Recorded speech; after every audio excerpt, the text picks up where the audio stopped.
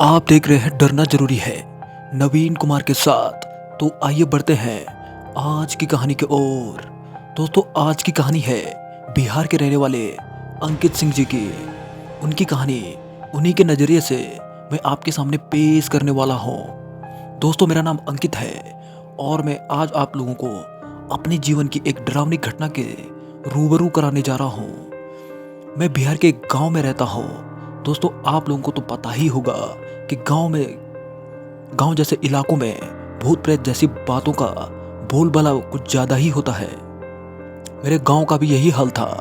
यहाँ अगर कोई बीमार भी पड़ जाए तो लोग उसे डॉक्टर के पास ले जाने के बजाय ओझा या तांत्रिक का रूप कर देते थे और कभी कभी इन चीज़ों का असर भी पड़ता था। खैर, मैं उस समय कॉलेज में पढ़ता था और एक पढ़ा लिखा नागरिक होने के कारण मैं इन सब बातों को नहीं मानता था। दोस्तों, भूत प्रेत का नाम सुनकर मुझे बहुत चिढ़ हो जाती थी और उनका नाम सुनकर मेरा दिमाग भी खराब हो जाता था, क्योंकि मैं इन सब बातों को बकवास मानता था। लेकिन एक रात को मेरे साथ कुछ ऐसी घटनाएं हुई जिसने मेरी धारणाएं तोड़ कर रख दी और जिन बातों को मैं अंधविश्वास मानता था वो सब सच साबित हो गई। दोस्तों, हमारे गांव के बीच चौराहे पर एक पीपल का बहुत बड़ा पेड़ था और गांव के लोग अक्सर बातें करते थे कि इस पेड़ पर एक चुड़ैल रहती है। जो भी आदमी अमावस्या की काली रात को इस पेड़ के सामने से गुजरता है वो अपनी जिंदगी से हाथ धो बैठता है। मैं और मेरे दोस्त गांव वालों की इन बातों पर हंसा करते थे, क्योंकि हमें तो इन बातों से कुछ भी सच्चाई नहीं नजर आती थी। एक दिन हम चारों दोस्त एक पेड़ के नीचे बैठकर बातें कर रहे थे और बातों में मेरा दोस्त शुभम बोला, यार ये लोग इस पीपल की भूतनी के बारे में बात करते हैं, क्या लगता है उनकी इन बातों में कितनी सच्चाई है? उसकी ये बात सुनकर मैं बोला, चलो यार, आने वाली अमावस्या को पता लगाते हैं कि आखिर माजरा क्या है और ये भूतनी की बात में कि सच्चाई कितनी है। मेरी ये बात सुनकर सुरेश बोला, अबे यार, मुझे ये सब में नहीं पढ़ना है। अगर भूतनी सच में हुई तो हमारे लेने के देने पड़ जाएंगे। उसकी ये बात सुनकर हम सब उस पर हंसने लगे और उसे डरपोक कहकर चिढ़ाने लगे। आखिर हम चारों ने डिसाइड कर ही लिया कि आने वाली अमावस्या को हम इस बात का जरूर पता लगाएंगे कि उस पेड़ पर चुड़ैल रहती है या नहीं। लेकिन दोस्तों, हमें क्या पता था कि हमने कितनी खतरनाक मुसीबत मोल ले ली है और हमारी ये गलती हमें कितनी भारी पड़ने वाली है। और देखते ही देखते अमावस्या भी आ गई। हमारा प्लान था कि हम उस जगह पर टेंट लगाकर और पूरी रात एंजॉय करके बिताएंगे और साथ ही साथ हमें भूतनी का पता जो लगाना था। हमारे घर वालों के लाख मना करने पर भी हम भला उनकी बात कहाँ सुनने वाले थे। खैर, उस जगह पहुंचकर हमने अपनी पूरी तैयारी कर ली और हमने अपने जो भी इंतजाम थे वो करके हम उस चुड़ैल के सामने आने की इंतजार करने लगे। दोस्तों, शुरू में तो सब ठीक ठाक रहा और हम अपनी मौज मस्ती में पूरी तरह मशगूल थे। जोरदार म्यूजिक और बियर के सुरूर के साथ हम चारों भूत की बातों को भूल ही गए थे। तभी अचानक सुरेश को किसी ने जोरदार थप्पड़ मार दिया। उस थप्पड़ की आवाज हम चारों ने साफ साफ सुनी थे।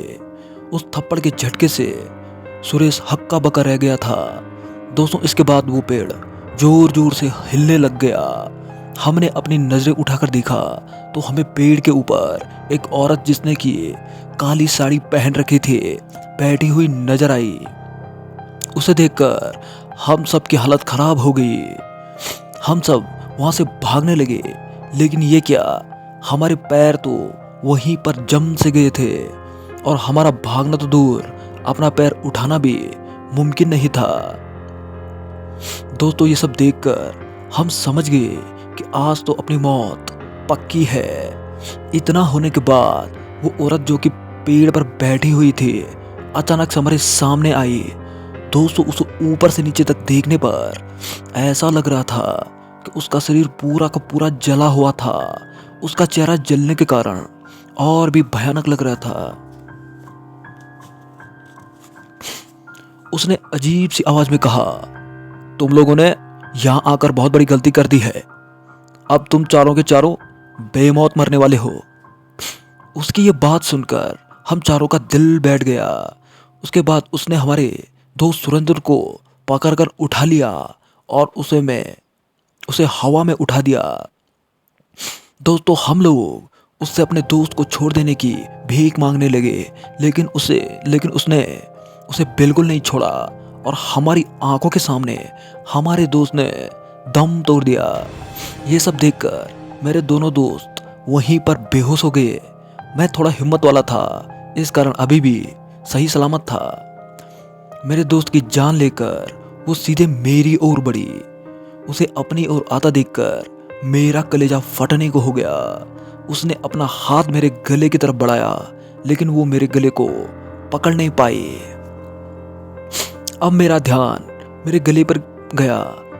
मुझे ध्यान आया कि मैंने देवी माँ का लॉकेट पहना है और उस लॉकेट की शक्ति के कारण वो मुझे पकड़ नहीं पाई। लेकिन उसने मेरे दोनों दोस्तों को, जो कि बेहोश पड़े थे, उसने उन्हें मेरी आंखों के सामने बहुत बुरी तरह से मार दिया। और उनके उस मौत के मंजर को देखकर मैं वहीं पे बेहोश हो गया। अगली सुबह गांव वाले वहां पर आए और मुझे हॉस्पिटल लेके गए। दोस्तों इस घटना के कुछ अगले महीनों तक मेरा मानसिक संतुलन इस खौफनाक घटना से खराब रहा और मैं खुशनसीब था कि इस घटना को बयां करने के लिए मैं आज आप लोगों के सामने जिंदा हूं। और अपने दोस्तों की मौत का मुझे आज भी अफसोस होता है। तो दोस्तों इस कहानी में इतना ही। मिलते हैं नेक्स्ट वीडियो में, तब तक के लिए गुड बाय।